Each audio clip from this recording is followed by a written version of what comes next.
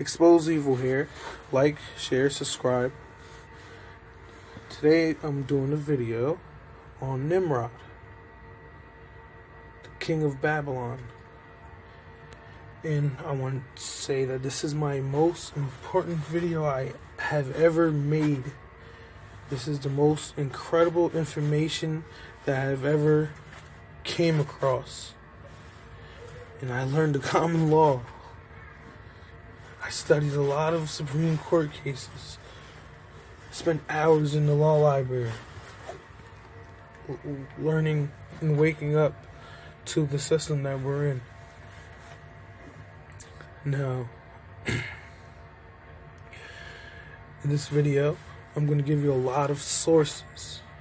I'm not just going to say things and not tell you where I found it at. I'm going to give you down to the page number.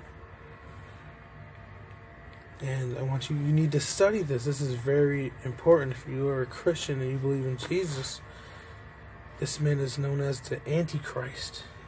He's the one who started the New World Order after the flood.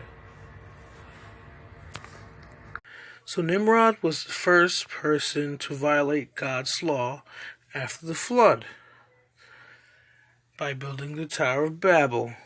And I believe it was for the purpose to reach the heavens and attack him and his angels. Now, this is known as the New World Order. This was the form of Satanism that he established.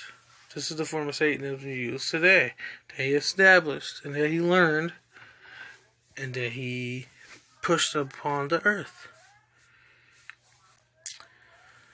Now it says, Nimrod, a biblical figure described as a king in the land of Shinar, known as Mesopotamia, was, according to the book of Genesis and the books of Chronicles, the son of Cush and the son of Ham, son of Noah. The Bible states that he was a mighty hunter before the Lord and began to be mighty in the earth. Extra biblical traditions associating him with the Tower of Babel led to his reputation as a king who was rebellious against God. Now, I'm going to start off with showing you some Freemason literature. Now, everyone says Freemasons worship Satan, but I'm going to show you that they literally do worship Satan or Lucifer. But they do it through Nimrod, mostly. Nimrod is known as the Antichrist, okay? So, this is really their god, and I'm going to prove it to you right now. Okay, before I start this video, there's two things I need to say. First, I need to tell you guys that there's a big difference between Catholics and Christians. Okay? Catholics basically came in and perverted Christianity and mixed in Babylon. Okay? So, this is why you see online people making videos saying that Christianity stole from paganism. But the truth is, Catholics came and perverted Christianity, and they originally worshipped Babylon. So this is why you're seeing these pagan symbols. For example, Revelation 12:1 describes the Whore of Babylon. And if you go look at the depiction of Mary, the Catholic depiction of Mary, she looks exactly like Revelation 12:1 depiction.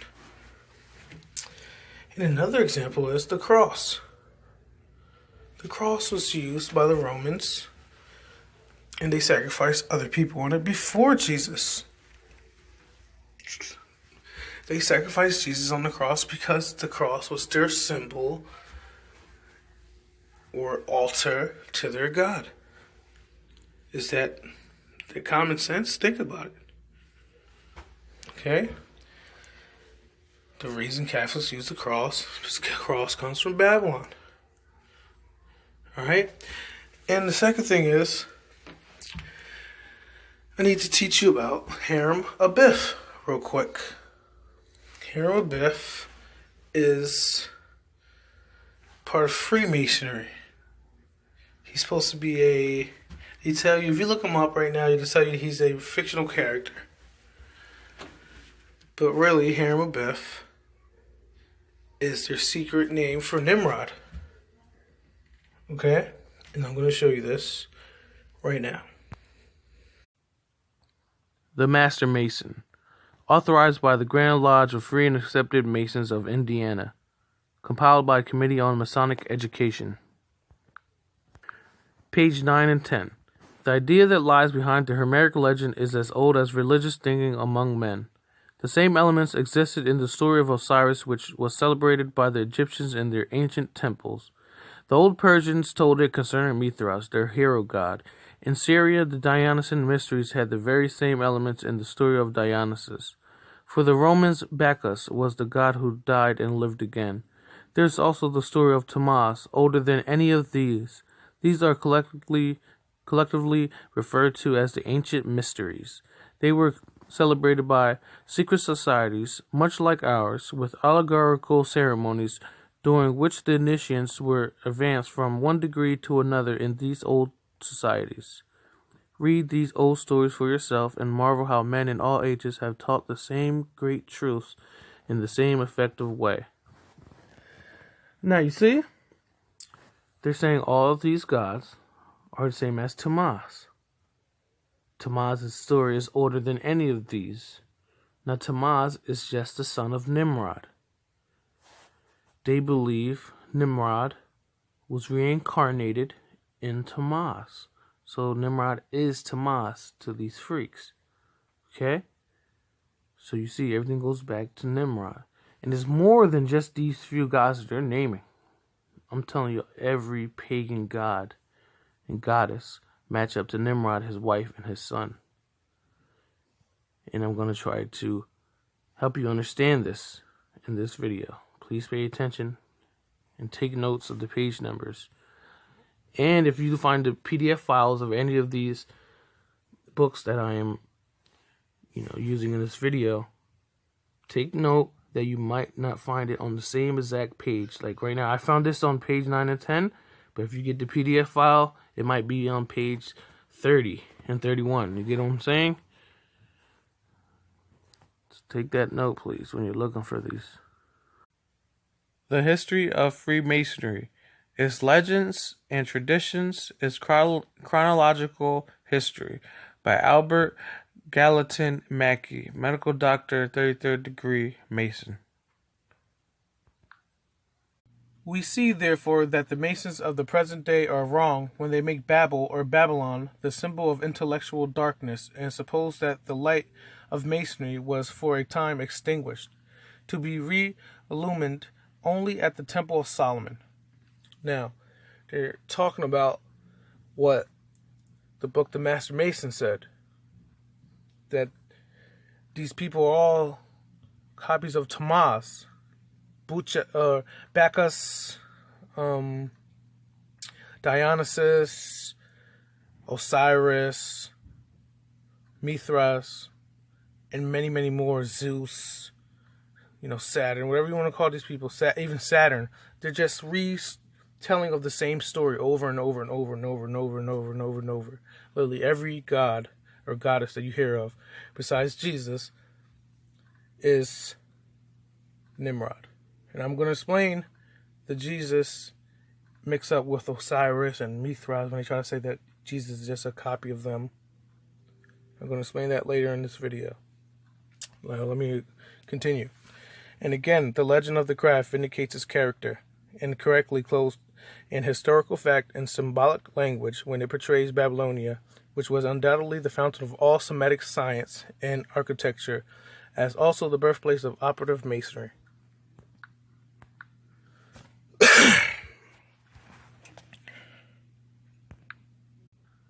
The universal sentiment of the Masons of the present day is to confer upon Solomon, king of Israel, the honor of being the first Grand Master. But the legend of the craft had long before Though there was a tradition of the temple extant, bestowed at least by implication that title upon Nimrod, the king of Babylonia and Assyria. Page 63. The craft have in both forms of the legend recognized Nimrod as a great mason, nor have the vituperations of Josephus and the scandalous legends of the Orientalists had the slightest effect on their apparent estimation of this mighty monarch, the founder of nations and the builder of cities. Now, if you're a free man and you live at the common law, you might have always heard that they're trying to run the Babylonian code on us versus common law. Now, this is where it started with Nimrod. He's the one who built this system in this social society. He's the first one to create this, okay? He's the first one to create basically corporations, okay? This is the guy right here. He's the one who created the system that we're enslaved under. Okay, this is The History of Freemasonry, Volume 6, by Albert Mackey, medical doctor, 33rd degree Mason, page 1719. Before I start this, I gotta say that there's a difference between esoteric knowledge and exoteric knowledge. Now, what they're revealing to us and what I'm going to show you is exoteric knowledge, okay? They cannot reveal their esoteric knowledge because they take death oaths to keep it secret. You know, like the raping of kids and the sacrificing of kids. That's the esoteric knowledge that they're not going to speak about. So, here we go.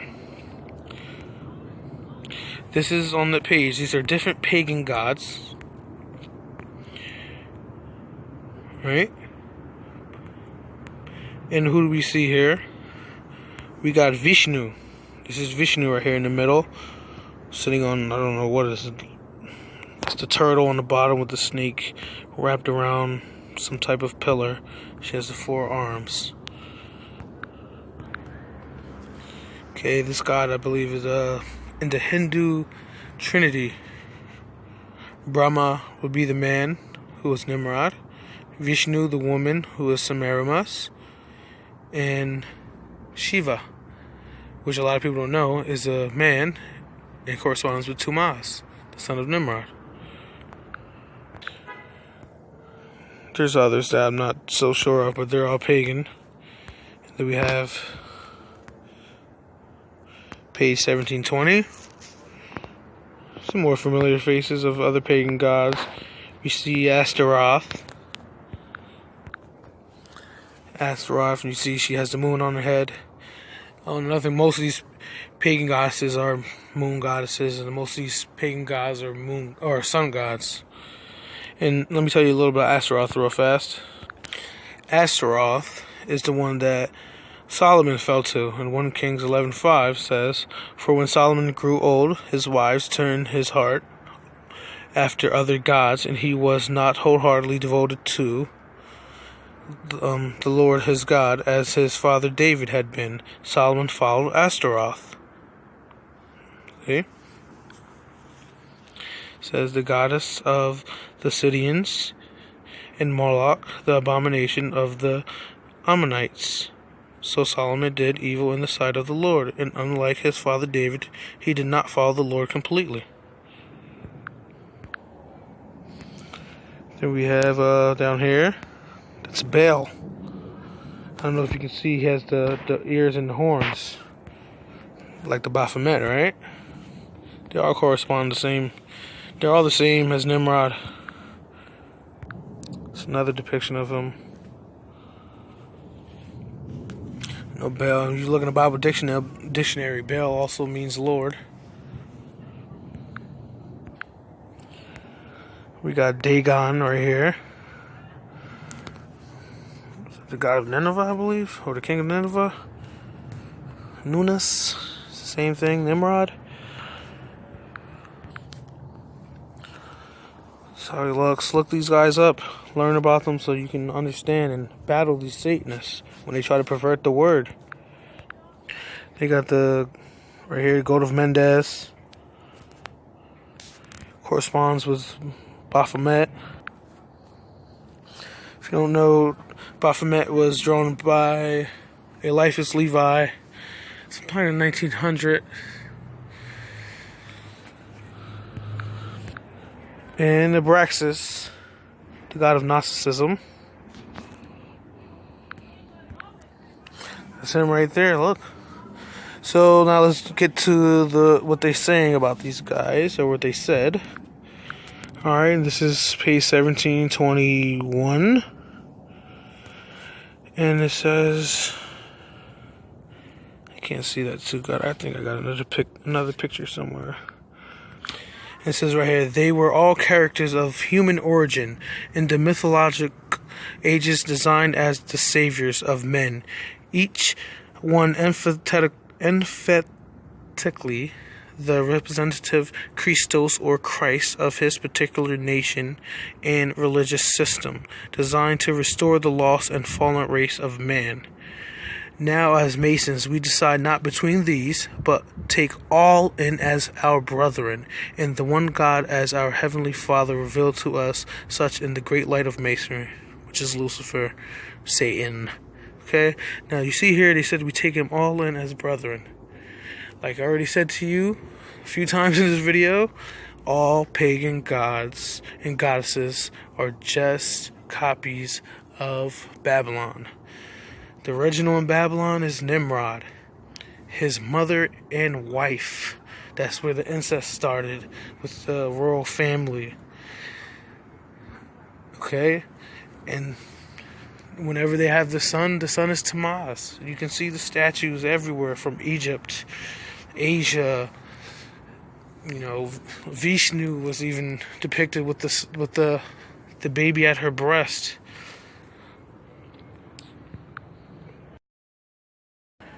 And now, the way the mystery religions, as they call it,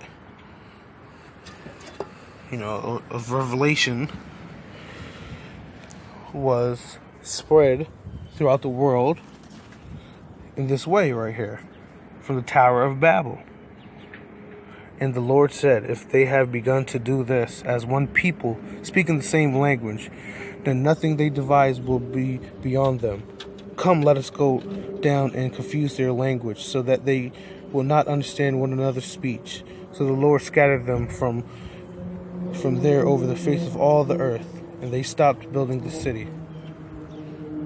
Now, after this is how this mystery religion got spread from Babylon throughout the world. And this is why Nimrod has so many names, because he confused their language.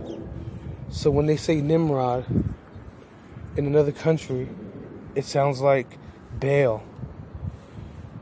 You know, it might sound like Dionysus. It's called Babel. His name in Babel. I don't know if you heard of that new language program called Babel. I get commercials. I hear commercials for it every once in a while. I find it interesting that they named their company Babel, and it's a language learning app or program. So there you have it, you know. His name is just in Babel, wherever you go. Egypt, Nimrod in Babel is Osiris. Tammuz in Babel is Horus. You know, Semiramis in Babel, Isis. You see how simple it is? Brahma, Vishnu, Shiva would be the Hindu trinity. It goes on and on. I recommend reading The Two Babylons by Alexander Hislop, which was originally a pamphlet in 1858, I believe, if not before, and then turned into a book later on and was added to over the years. And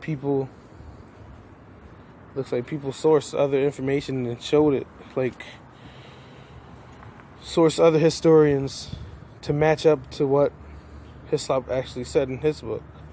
And Hislop actually left a lot of sources also. I recommend reading the book by David Carrico, the Masonic Egyptian Satanic Connection, I believe it's called. The Arcana of Freemasonry by Albert Churchward. Now, page 9 and 10 in the Arcana of Freemasonry, they have the Oath of Nimrod.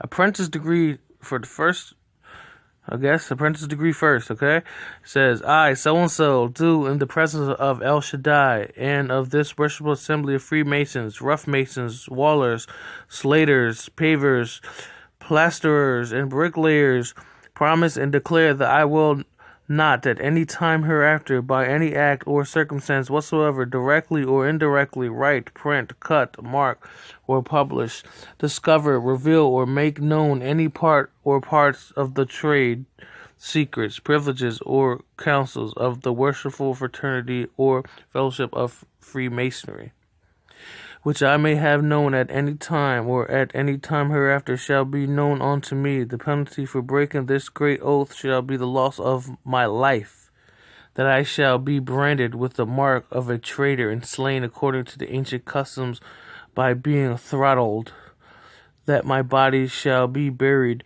in the rough sands of the sea, a cable's length from the shore, where the tide regularly ebbs and flows twice in the 24 hours, so that my soul shall have no rest by night or by day. It says, candidate signs they'll be given under my hand and sealed with my lips this day of 1913. So help me El Shaddai, the holy concept of this book. How satanic. We all know Nimrod was the first to disrespect God and start this Antichrist religion, or the New World Order, as we call it today. The Porch and the Middle Chamber, the Book of the Lodge, by Albert Pike.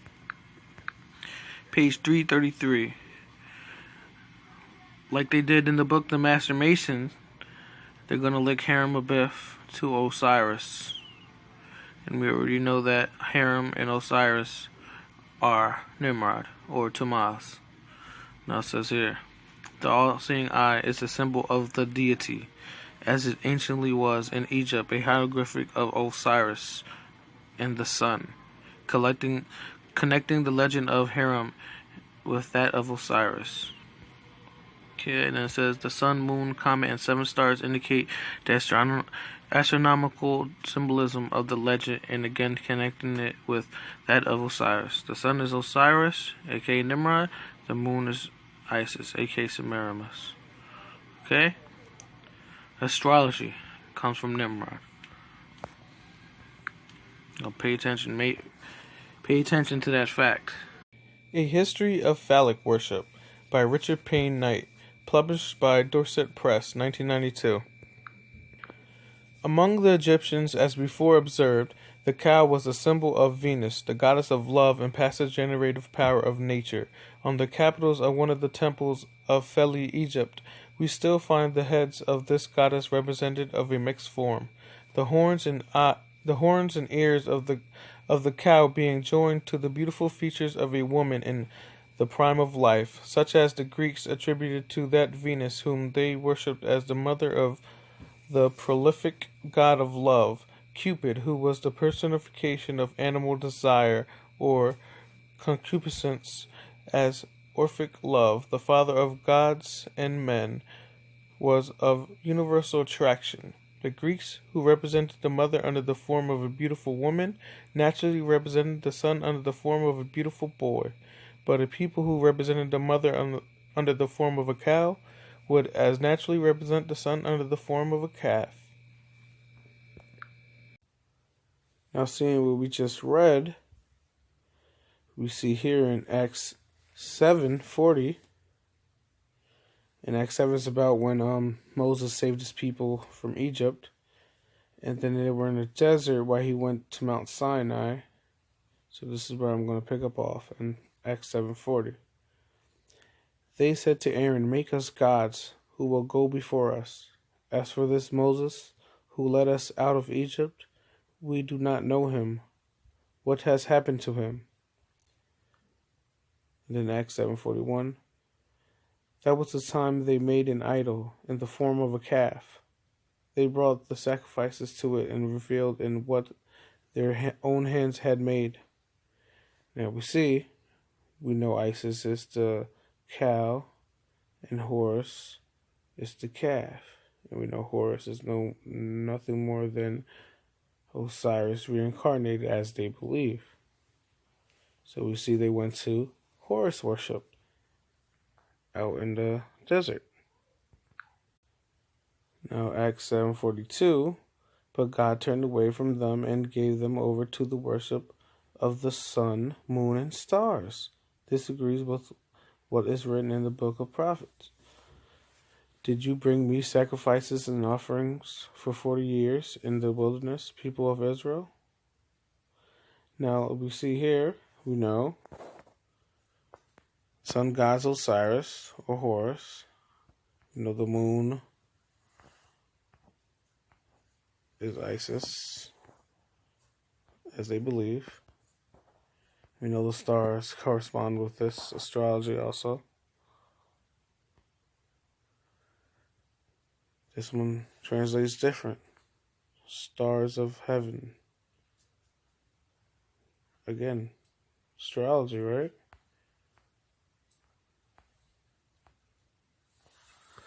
And then we have host of heaven.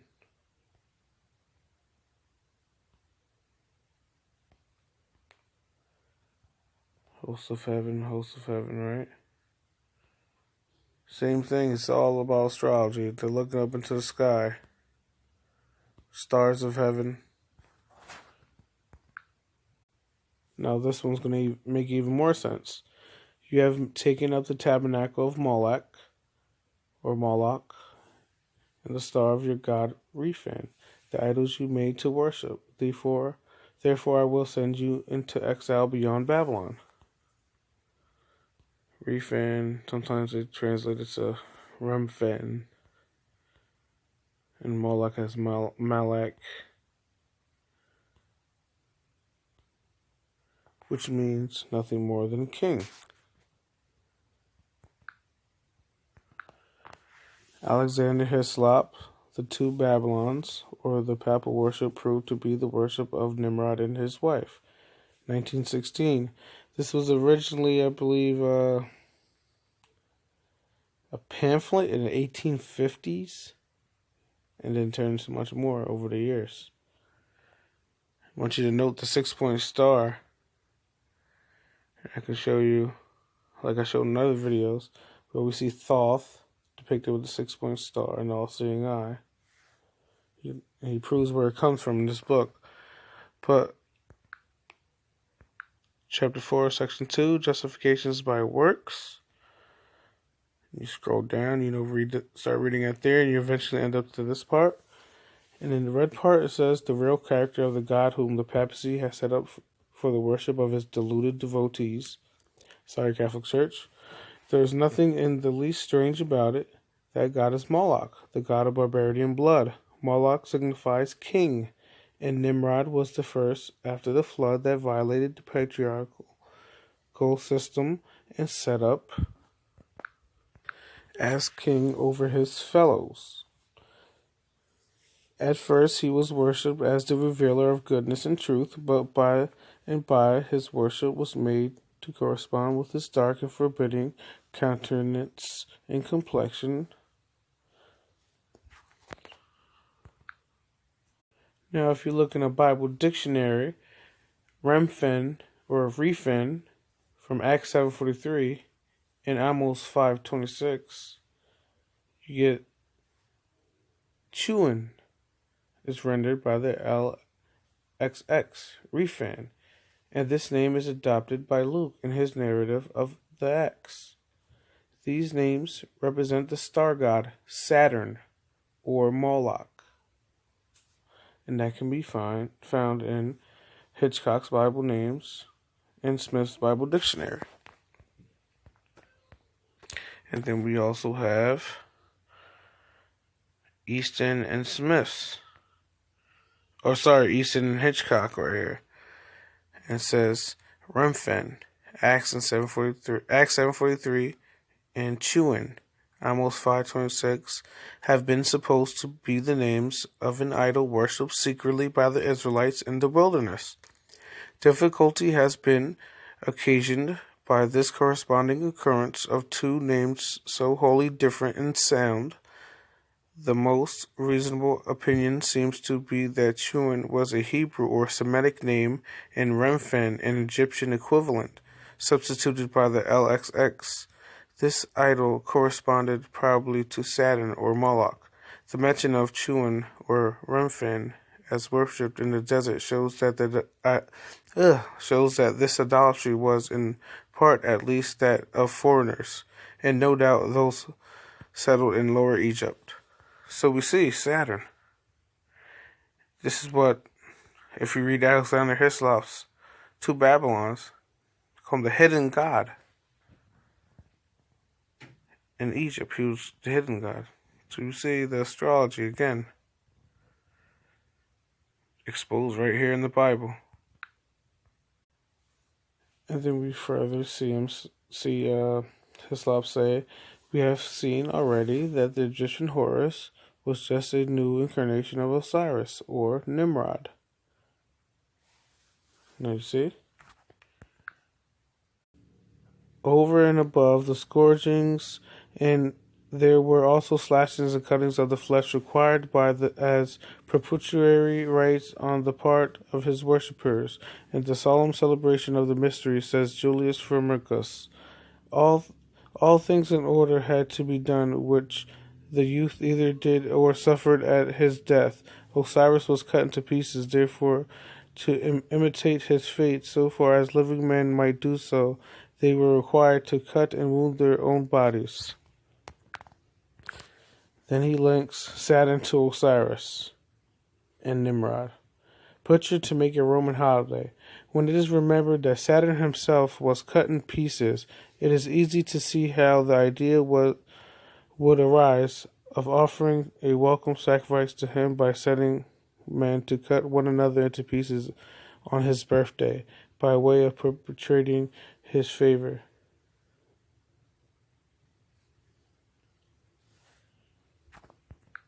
There you go.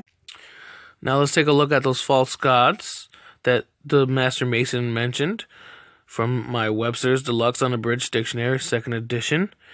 And there's a part in the back that says a dictionary of noted names in fiction, mythology, and legend.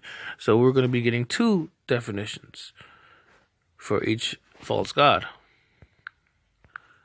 We got here Osiris. Osiris, the ancient Egyptian god of the lower world and judge of the dead, husband and brother of Isis.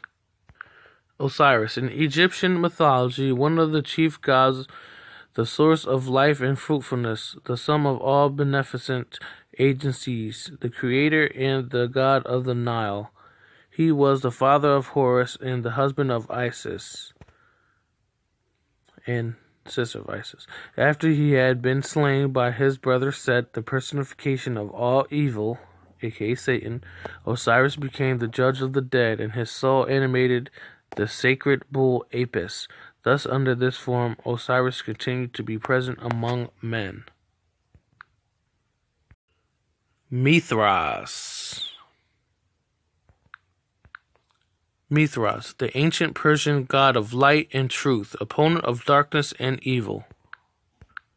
Mithras, a deity of the ancient Persians, the benefactor of mankind and supporter of Ormuzd, generally regarded as a personification of the sun. Dionysus. Dionysus, in Greek mythology, the god of vegetation and wine, identified with the Roman god Bacchus. Dionysus, a Greek name for the god Bacchus. Bacchus.